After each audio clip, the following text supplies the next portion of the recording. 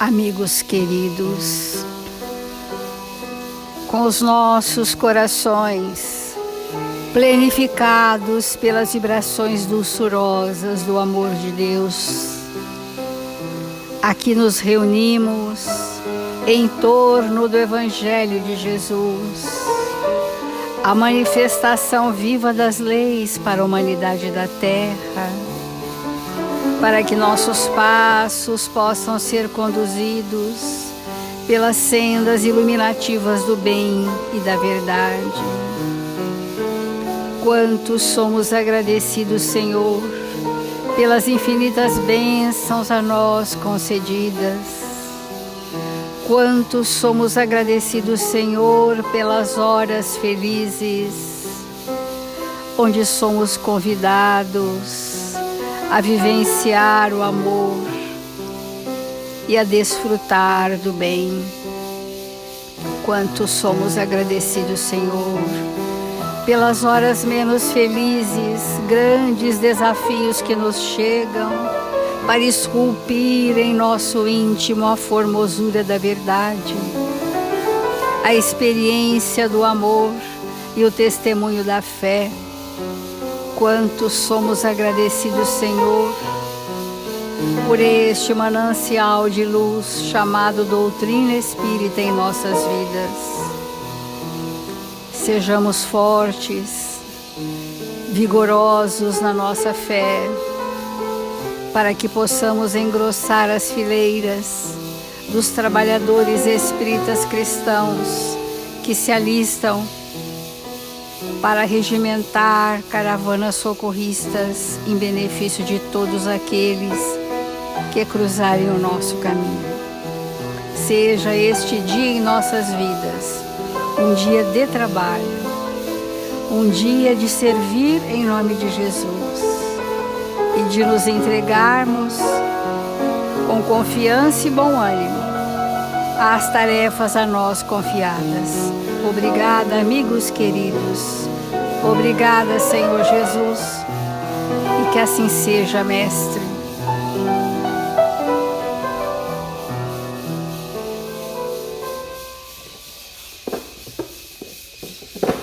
Do Evangelho segundo o Espiritismo, nós estamos refletindo sobre a lei do amor e diz assim: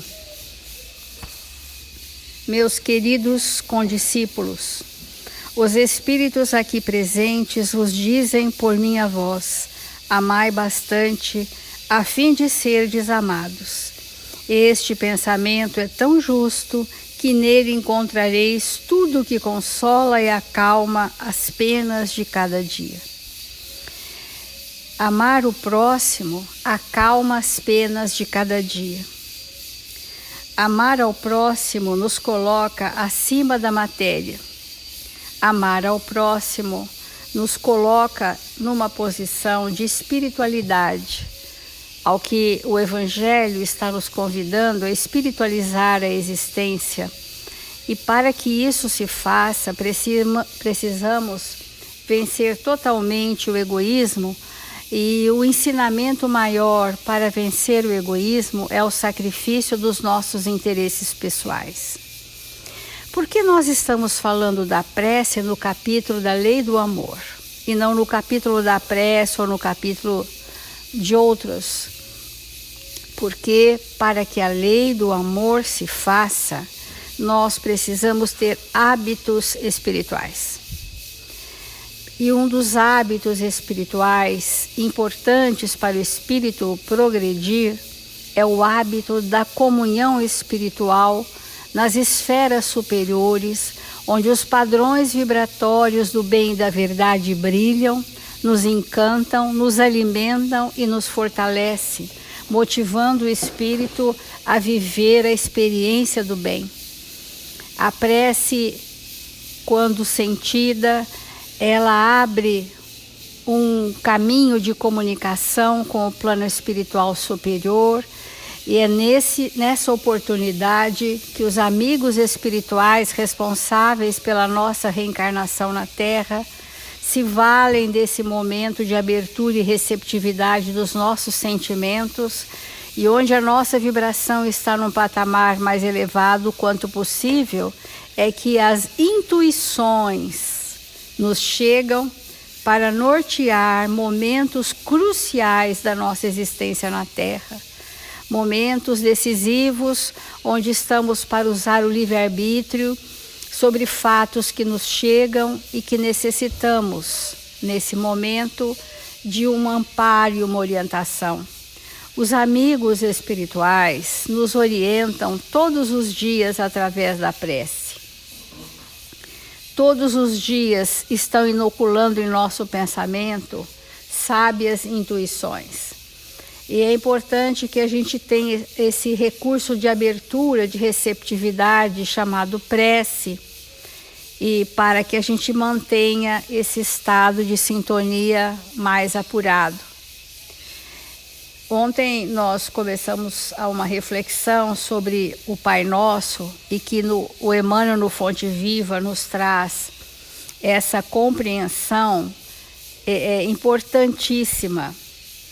A grandeza da prece dominical, que é o Pai Nosso, nunca será devidamente compreendida por nós que lhe recebemos as lições divinas. Ou seja, nós ainda não alcançamos a essência desse pensamento de Jesus para com Deus, nos ensinando este estado de comunhão com a vibração do amor de Deus por nós. E esta consideração que ele trouxe diz assim: depois de Deus, a humanidade será o tema fundamental de nossas vidas. É bastante profundo esse pensamento sintético de Emmanuel. Depois de Deus, o mais fundamental nas nossas vidas é a humanidade. Pessoas, espíritos. Porque sem o próximo não há caminho para Deus. Sem eu aprender a amar aqueles que me são confiados, aqueles que nos chegam, sem que eu aprenda a servir, eu não me curo. Porque a cura do nosso ser espiritual está relacionada a um ajuste com a lei e um saneamento profundo na sua anterioridade. E então, havendo esse saneamento profundo na anterioridade, pelo aprendizado do amor, na circunstância reencarnatória do hoje, é que nós estaremos limpos e, portanto, espiritualizados. E é muito importante nós pensarmos de como a prece nos auxilia a essa força interna que de tanto somos necessitados para fazermos o progresso e sairmos da estagnação em que muitas vezes nos encontramos. Depois de Deus, a humanidade será o tema fundamental de nossas vidas. Então, o objetivo, tantas pessoas nos perguntam, mas eu não sei qual é o objetivo da minha existência na Terra. A de todos nós é amar a Deus sobre todas as coisas e ao próximo como a nós mesmos, que é isso que Emmanuel fala nessa frase.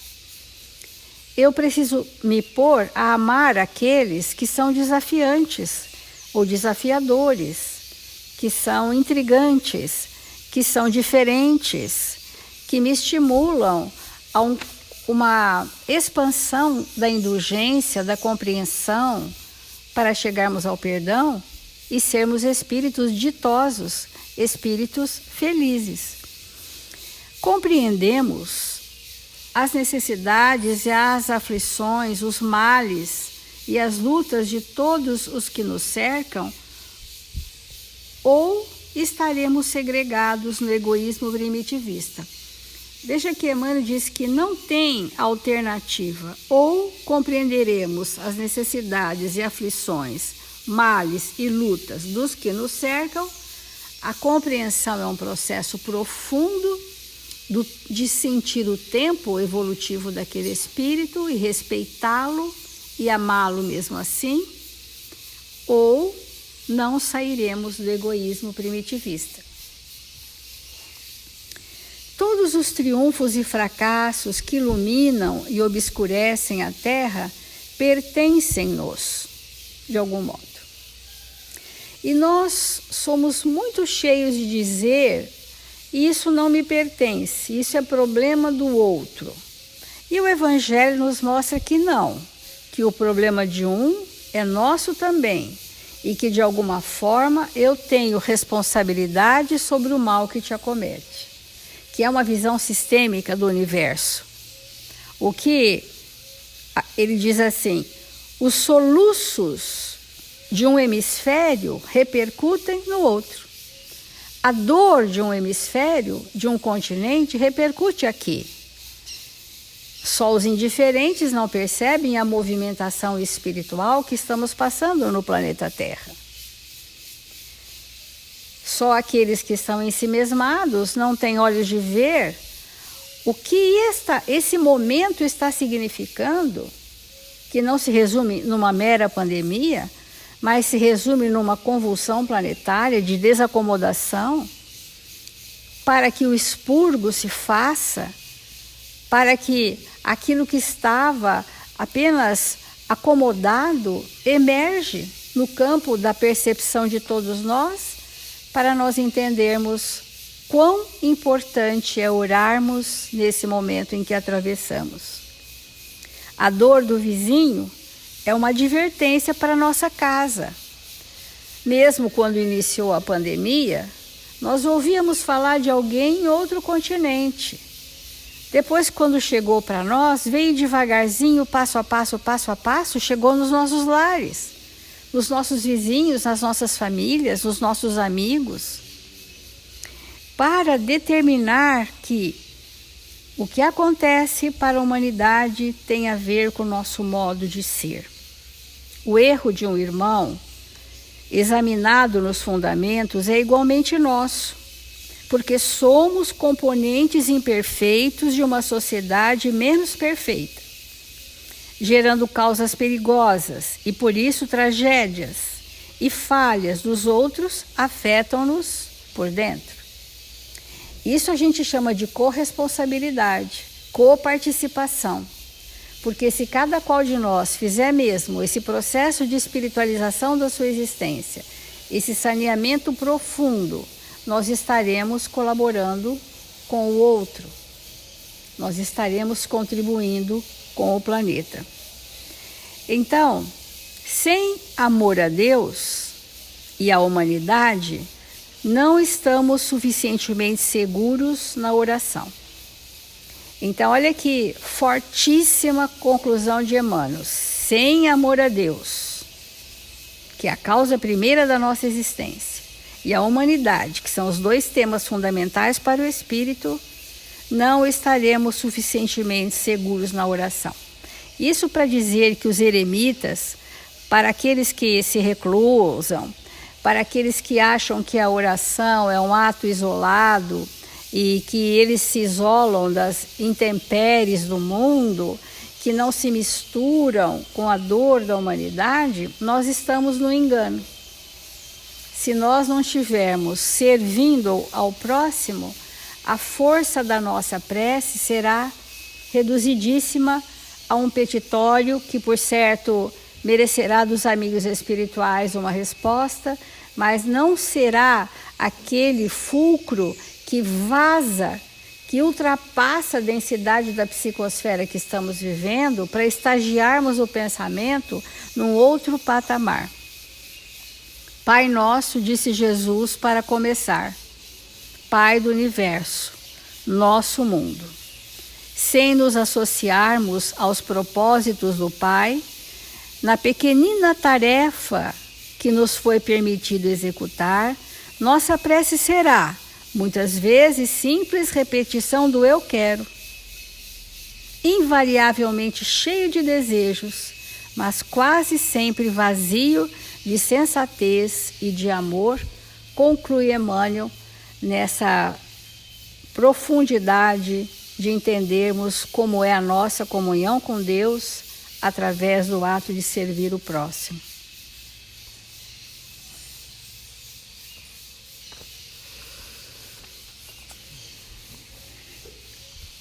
essa temática da prece, da oração, ela é realmente fundamental para nós. E nós estamos abordando, tanto a Célia quanto eu, vários aspectos da importância de orar, né? E nós gostaríamos de intercalar nesse conteúdo que nós estamos falando da prece, sempre um pouco sobre doença e saúde, porque essa é uma temática muito importante para todos nós em humanidade. E André Luiz, no livro Missionários da Luz, ele tem um capítulo chamado Oração, que a gente realmente recomenda muitíssimo que possamos ler esse capítulo.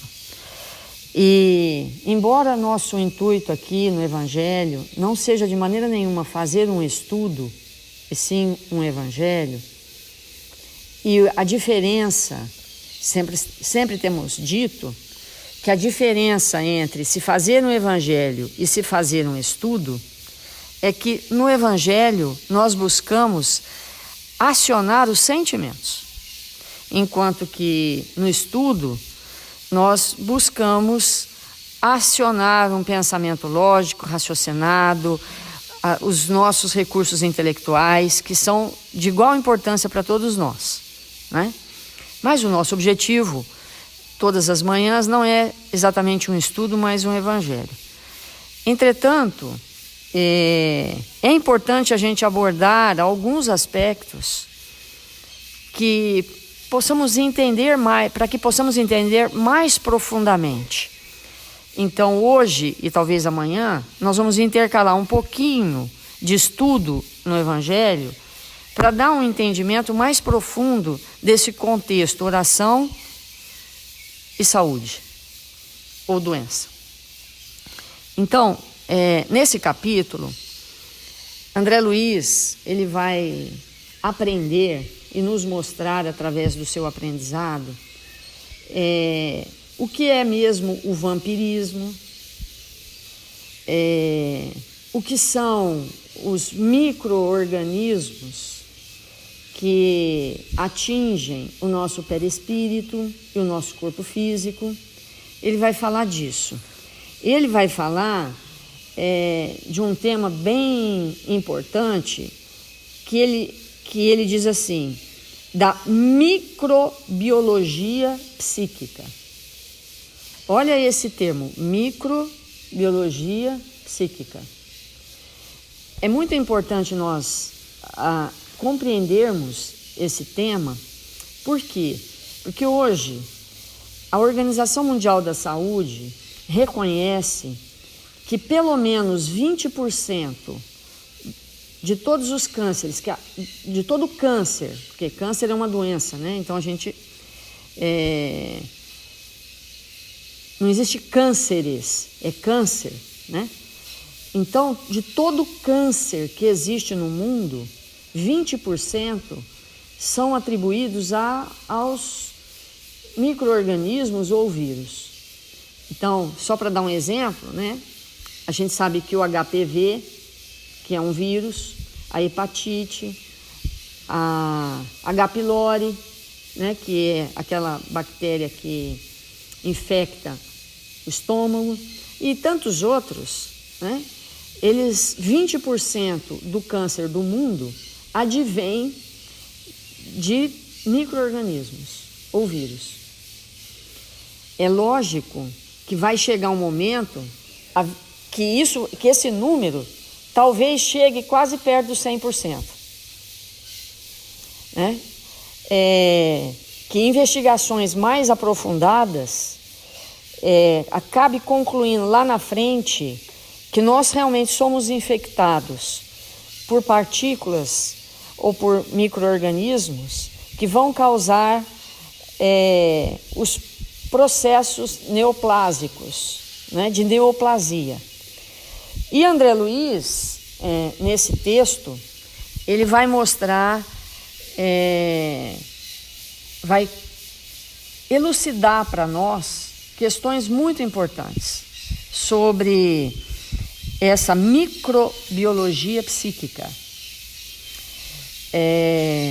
Então, eu vou ler alguns trechos e aprofundar num especificamente, considerando que nós estamos no Evangelho. Então,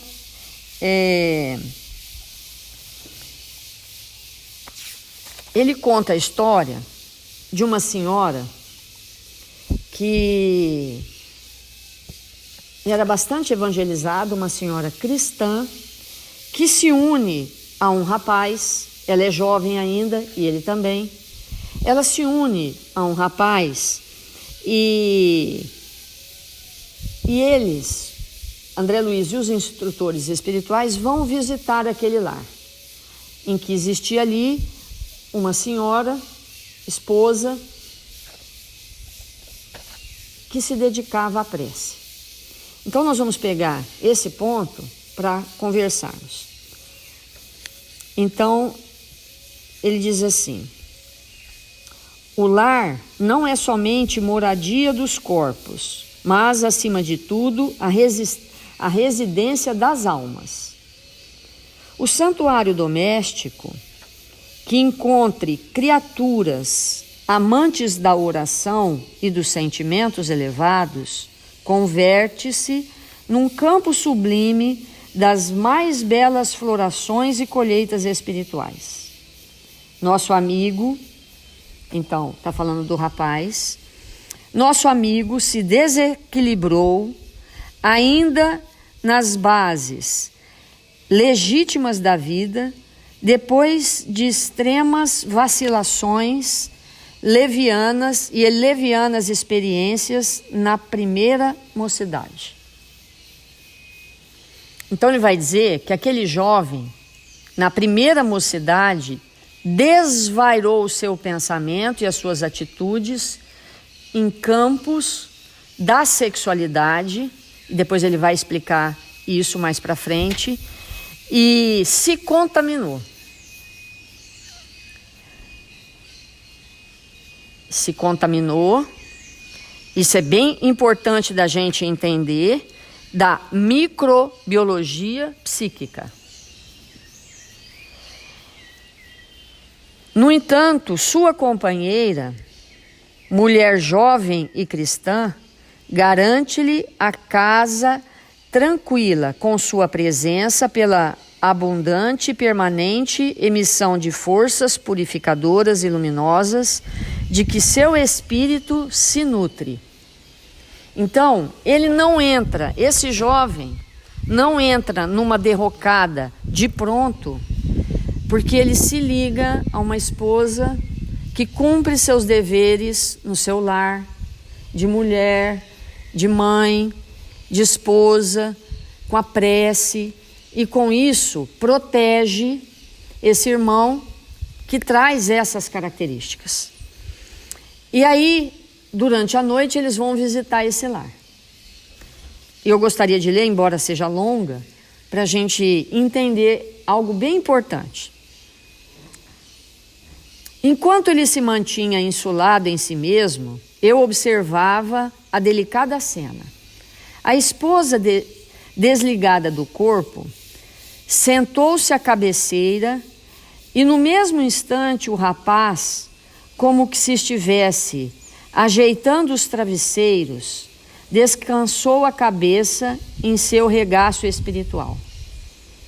Cecília acariciava-lhe a cabeleira com as mãos, elevava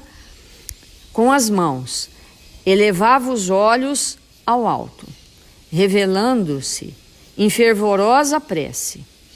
Luzes sublimes cercavam-na toda, e eu podia sintonizar com as suas expressões mais íntimas, ouvindo-lhe a rogativa pela iluminação do companheiro, a quem parecia amar infinitamente. Comovido com a beleza de suas súplicas, reparei com assombro que o coração se lhe transportava se lhe transformava num foco ardente de luz, no qual saía inúmeras partículas resplandecentes, projetando-se sobre o corpo e sobre a alma do esposo com a celeridade de minúsculos raios. Os corpúsculos radiosos penetravam-lhe a organização em todas as direções, e muito particularmente na zona do sexo, onde identificara tão grandes anomalias psíquicas, concentrava-se em massa, destruindo as pequenas formas obscuras e horripilantes do vampirismo devorador. Então, vamos interromper um pouquinho e entender. Aquele jovem com a sua mente perturbadíssima, desequilibrada e não acostumado à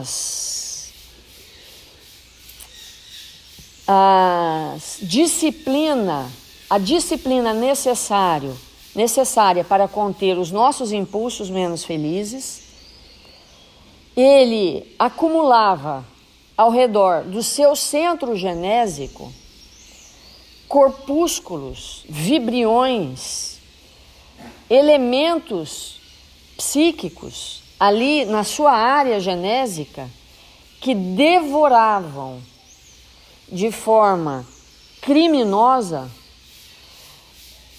o seu fluido vital. E que a esposa, sabendo das dificuldades do marido, quando dormia, aconchegava a sua cabeça no seu colo, orava por ele e aquelas vibrações luminosas da prece alcançavam ele como um todo e, em particular, a zona genésica. Porque ali estava infectado, como ela vai colocar, como André Luiz vai mostrar, de formas horripilantes que estavam inoculando ali doenças que certamente, se esse espírito não tivesse aquele amparo diário, em pouquíssimo tempo já manifestaria uma doença grave. Então, aquelas formas, como ele coloca, aquela luz que ela emitia do coração dela, ia destruindo toda noite aqueles corpúsculos que aquele espírito acumulava ao redor de si mesmo, que eram formas escuras e horripilantes do vampirismo. Então, ele era socorrido. Mas quantos lares têm isso? Quantos casais têm uma esposa desvelada que ora pelo seu companheiro invigilante? Né? E muitas vezes, tanto o companheiro quanto a companheira está na mesma situação. Muitas vezes, no mesmo lar, um pensa para um lado, outro para o outro, e cada um se alimenta das mesmas energias obscuras, criando no lar um ambiente altamente pernicioso, em que obviamente os filhos também vão se alimentar daquilo. E quando chegar na idade de se manifestar sexualmente, terão as mesmas dificuldades e comprometimento. Então, o texto ainda continua.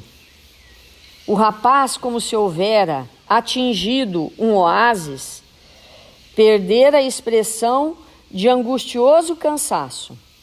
Porque a gente sabe que os processos obsessivos, que os processos vampirizadores que nos alcançam, causam no organismo um cansaço espetacular.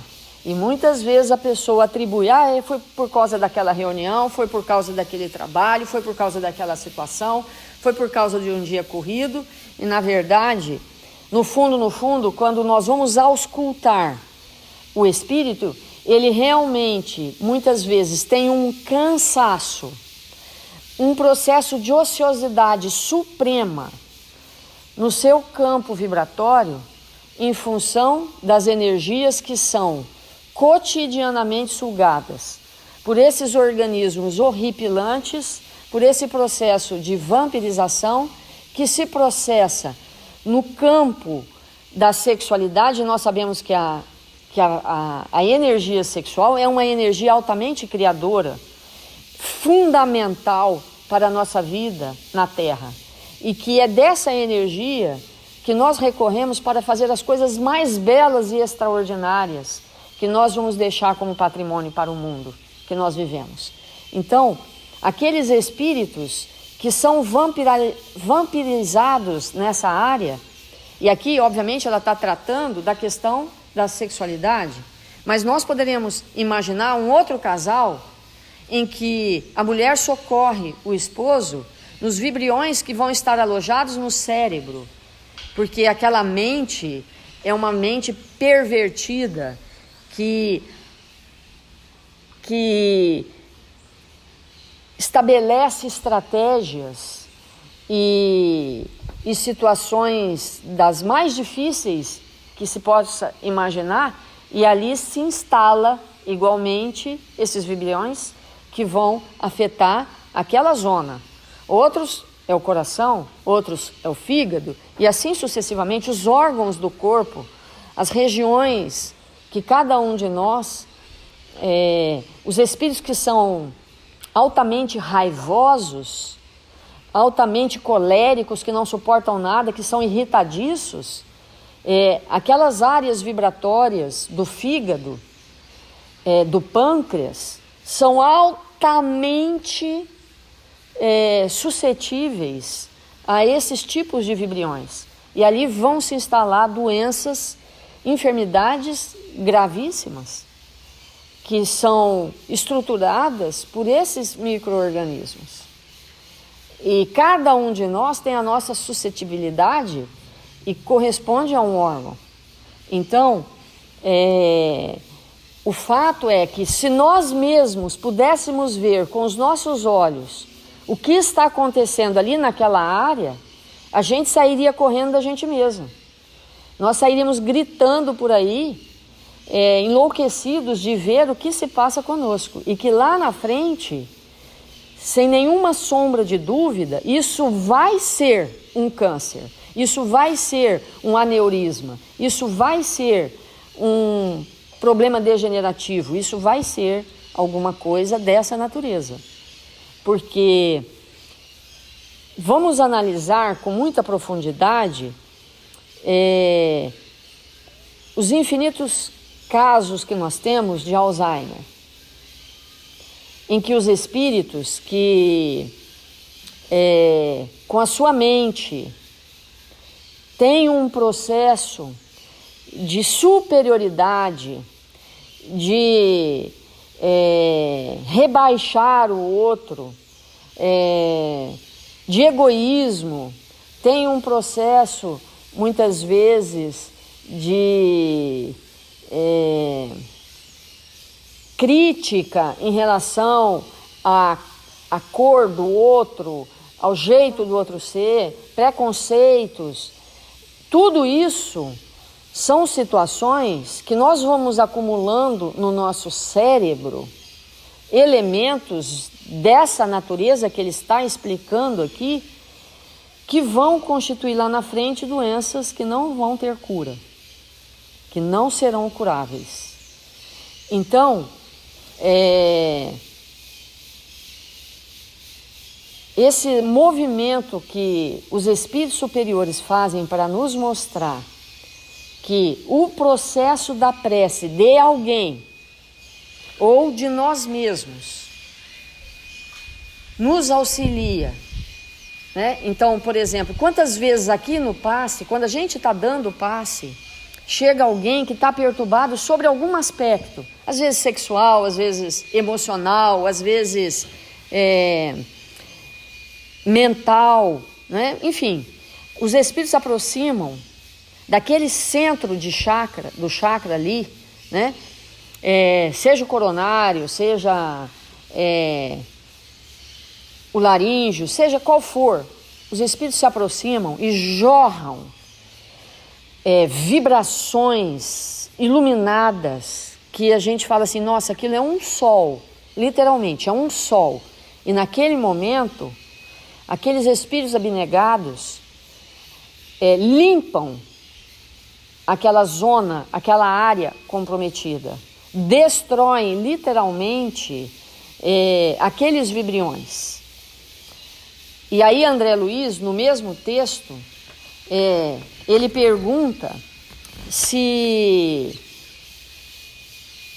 no caso daquele rapaz, aquela esposa abnegada, dedicada, que orava por ele toda noite, que o limpava literalmente toda noite, seria suficiente para ir todo dia aniquilando e ele se manter relativamente saudável, né? Então ele faz essa pergunta, da mesma maneira que a gente faz a pergunta, será que só o passe vai ajudar?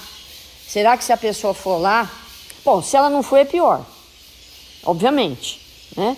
Quando a gente está em estado de perturbação e busca, nós temos evidentemente o socorro. Mas será que isso é suficiente? Então ele responde, ele pergunta, bastará porém o recurso da esposa para que o nosso doente restaure o equilíbrio psíquico? Alexandre sorriu e respondeu, o socorro de Cecília é valioso para o companheiro, mas o potencial de emissão divina pertence a ela, como fruto incorruptível dos seus esforços individuais. Significa para ele acréscimo de misericórdia, que deverá anexar, em definitivo, aos patrimônios de sua personalidade, através do trabalho próprio. Receber o auxílio do bem não quer dizer que o beneficiado seja bom. Olha a importância disso, né? Então, todos nós sabemos, porque já fomos socorridos, né? Nós precisamos ter a humildade. Quando a gente não consegue segurar o pensamento, quando nós não conseguimos segurar as nossas más tendências, é imprescindível nós recorrermos à misericórdia divina. É imprescindível, porque senão nós vamos nos largar, literalmente, para sermos consumidos por estas vibrações, por essas energias que nos consomem. Então, buscar o socorro, ir tomar o passe, pedir para alguém uma prece, buscar a misericórdia divina é imprescindível, porque realmente tudo isso nos socorre. E de tanto a gente buscar, de tanto a gente ouvir, de tanto a gente orar, nós vamos sim nos modificando. Nós vamos sim buscando um caminho melhor para nós. Então a gente não pode abrir mão dos recursos que o Pai nos confiou.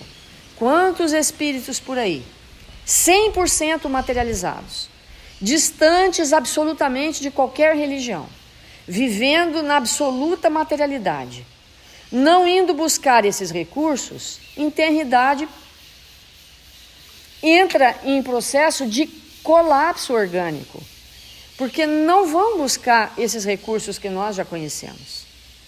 E, obviamente, buscar esses recursos não nos autoriza a permanecer no mesmo estado de consciência que nós criamos isso. Mas buscar isso nos alivia, mesmo que temporariamente, e aquelas inoculações que recebemos naqueles momentos dos amigos espirituais que nos amam, tendem a penetrar mais profundamente e ir acordando a nossa consciência. Então, tudo isso é extremamente relevante para nós.